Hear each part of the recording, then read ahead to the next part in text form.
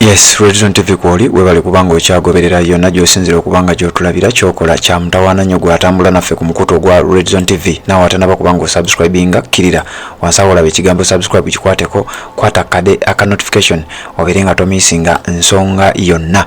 Kakati kansooke nkulage akatambi wano nga poliisi ejja abakulu bano ababaka ba parliament abakwatiddwa. Jukira nakugambye bakwatiddwa ne basooka babatwala ku kitebe ekya CID ekimanyiddwa nga sa Criminal Investigations Department headquarters olunaku olw'ejjo.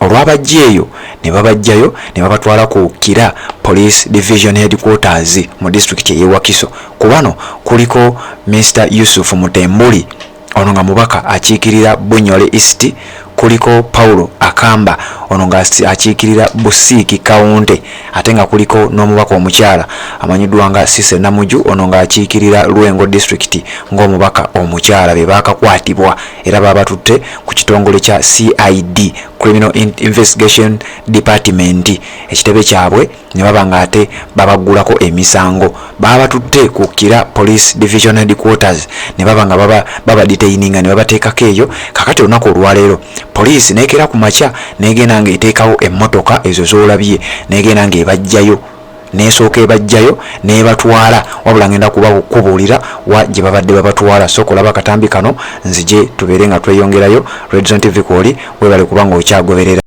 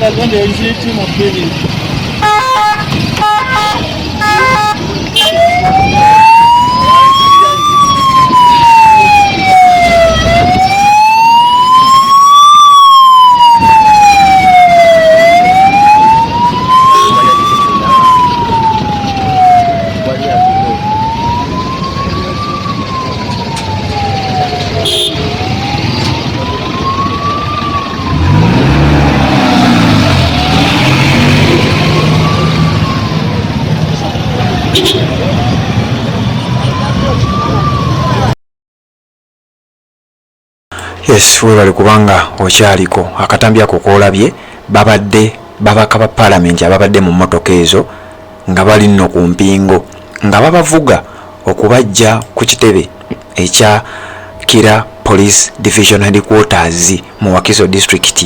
Era nga bwe mbakugambye ne baba nga ate babavuga nga baboolekeza amaka g'omusajja oyo ye basoose ne bamutwala ewuwe ne bapaakinga awo ne baba nga bayina okukuba save okukola search mu makage banoonye balabe oba bayina kye bayinza okubeera nga bafunayo mu makage. Era emmotoka zigenze direct paka mu makaga Honorable oyo amanyiddwa nga omusajja oyo amanyiddwa nga Yusuf Mutembuli ono akiikirira Bunyole East, wabula nga amakage ag'omu kibuga waasula okujja mu parliament okubeera nga akiikirira abantu ba saidi eyo. Kakati batuuse mu maka ne basooka bageebulungulula ekikomera ne bakyetooloola munda ne wabayo abayingira babeere nga baaza amaka g'omusajja ono okulaba nti bayinza okufunayo ku bujulizi bw'ebyo ebibadde bimwogerwako. Bwaba nga alina ebintu bya gavumenti, properties za gavumenti oba ebikozesebwa oba ensimbi enkalu bye bayinza okuba nga basanga mu maka ge waasula byengenda okujja mbeere nga ate nyongera okutegeeza gwagoberera omukutu ogwa Redson TV. Wabula omusajja ono abasinga obungi temumumanyi, kati njagala kusooka kubawaako ebitonotono ebimukwatako onoomu ku bano abamaze okubeera nga bakwatibwa abagenda okuba nga bavunaanibwa essaawa yonna. Naye ng'ono gwolaba omubaka mu parliament amannya ge yamanyiddwa ye Mr. Yusuf oba Honorable Yusuf Mutembuli. Ono nga bwe nkugambye akiikirira abantu be Bunyole East mu parliament eno ey'e 11 ku kaadi ne y'NRM. Bunyole constituency Bunyole East constituency esangibwa mu district bagiyita Butalejja. Amanye Butalejja eyo constituency gyeri omusajja oyo gyava ku kadi ekibiina kya NRM. Omusajja ono musajja kigambibwa nti advocate owa high court, musajja yasoma muyivu, musajja munnabyabufuzi era nga mubaka mu parliament akiikirira Bunyole East constituency nga bwe nkugambye mu district eya Butalejja ku kadi ekibiina kya NRM. Mu parliament eno eye-11 asavinga ku kakiiko akamanyiddwa nga Committee on Legal and Parliamentary Affairs. Era ojjukira mawulire ge nakuwadde byesijja kubeera nga nziramu kati. Omusajja oyo yakozesa obuyinza bwe yalina ku kakiiko ako n'abanga bwe yayitamu okubeera nga ate yeegabira ssente ez'omuwoomusolo n'okudibaga ebintu ebirala. Omusajja oyo mu kalulu ka 2016 yajja n'avuganya ng'avuganyiza nno ku kibiina ekya Democratic Party era baamuwangula ng'eyamuwangula baali bamuyita Nagomo Musamba Moses era nga naye yali wa NRM. Mutembuli yasavinga nga party vice president ow'ekibiina ekya Democratic Power ekya Democratic Party wabula ne mu People Power yali coordinator mu bitundu ebya Eastern Region. Ekibiina ekya National Unity Platform nga tekinnaba kubanga kiggulawo obanga kiregisteringa nti kibiina nga kikyali kisinde kya People Power. Omusajja ono yasooka kubeera side eya Robert Kyagulanyi Ssentamu era yali omu ku ba coordinator mu bitundu ebyo Eastern Uganda era nga yali coordinatinga nnyo mu district y'e Butalejja naddala mu constituency eyo emanyiddwa nga Bunyole East. Kati nno oluvannyuma n'akyuka n'ajoyininga ekibiina kya NRM. Bwe muba temwerabidde amawulire ago sigadda.